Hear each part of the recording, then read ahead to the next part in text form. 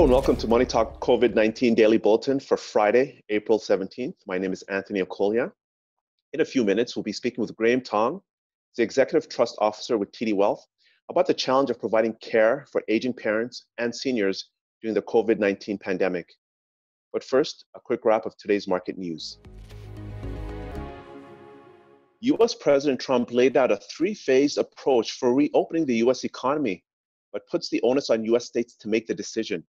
Testing, though, still remains a major stumbling block, where the US lags behind other countries on a per capita basis. A new hope has sprung as drug makers clamor to find a COVID-19 cure. The Gilead Sciences trial drug has shown encouraging results in treating severe patients. Today, we got the first real sign of just how COVID-19 pandemic has hurt the Chinese economy. China's economy shrank 6.8% in the first quarter, its worst results since 1992. Further signs companies are taking advantage of the Canada Emergency Wage Subsidy. Air Transat intends to tap into the program so that they can rehire 4,000 of its employees that were temporarily laid off. Finally, consumers stocking up on staples like toilet paper and paper towels ahead of the coronavirus outbreak boosted Procter & Gamble's latest quarterly profits and sales. And that's a wrap of today's market news. As promised, my conversation with Graham Tong. Graham, for people with aging parents, given the COVID-19 outbreak that we find ourselves in, what are some of the things that they should be thinking about? First and foremost is the safety of your loved one. If your parent is living alone, who's picking up their groceries? How are they keeping themselves? If the parent is in a long-term care facility, how is everyone staying informed by the home, which is likely in lockdown? From a planning perspective, I'm always asking clients or their families, have they named someone to be their power of attorney? If that's all set up, when should it be activated?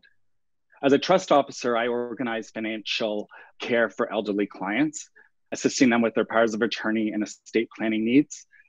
And finally, my team administers their estates professionally as a corporate executor in their will. And regarding the power of attorneys, is this sort of one plan fits all, or are there specific approaches depending on the needs of the client? Well, first, we should be aware that there are two documents that should be in place to appoint someone your power of attorney. Power of attorney for personal care, which is a person that advocates on your behalf in the hospital with doctors and social workers and helps make decisions on where to have what nursing home and long-term care facility that person should be in. The second is the power of attorney for property, which is the entire financial picture, making sure their investments are appropriate for their age, making sure their taxes are paid, their bills are paid, making sure their income flow is adequate, those type of things. It is important, though, that if you pick a person that they're suitable to advocate on your behalf, because you're no longer able to do it for yourself. Often people have their spouse or a close family friend. We need to let people know that there's another option, and that's the trust company. We're here, we provide continuity, and if I leave the bank, someone else would take over my relationships.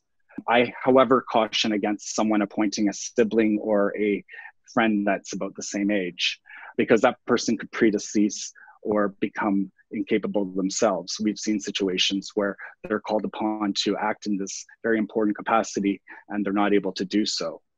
Also, people appoint their lawyers, which if the lawyer goes out of business or retires or predeceases, they're no longer able to fulfill their duties either. Not everyone is married with children. There might be some people who are single or don't have someone to lean on. What are some of the options available to them? Well, they could speak to their private trust officer or wealth advisor about the range of services that we offer. Our financial care services act as a concierge to advocate on their behalf. We have connections to estate planning, tax preparation, charitable giving, bill payments, taxes, and investment monitoring and management. The financial care service is not only great for single seniors, but also seniors that want to get down and enjoy their retirement. Say snowbirds going to Florida, then they have someone up in Canada advocating for their financial needs. I also find that this financial care service is a great transition to a power of attorney relationship, or eventually an executor in someone's will. And of course, we're in very unusual times with this coronavirus pandemic. In some cases, people can't even get access to their loved ones in senior homes. When you need documents signed or legal activities done, what are some of the options available to people? Yeah, so it's scary times for sure for everybody, and especially for those with parents in a long-term care home. It's extra stressful. To get their documents drafted or updated can be quite a challenge in these times.